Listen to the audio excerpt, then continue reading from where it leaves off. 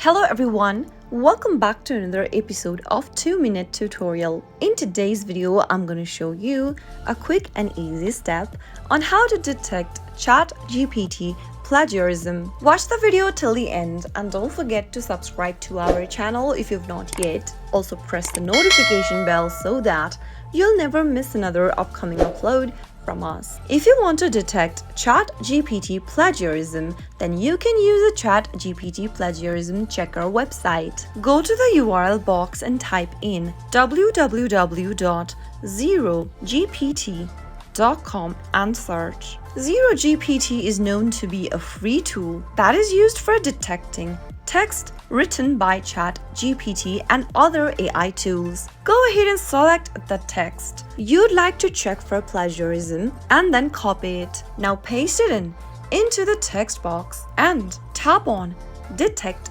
Text button. Wait for a few seconds and you'll be able to see that the result appears right beneath. That way, you can find out ChatGPT plagiarism. You can also go ahead and upload a file you'd like to check and it'll show you the result. I hope the video was helpful. If it was, go ahead and give us a thumbs up. I'll be back soon with more videos like this.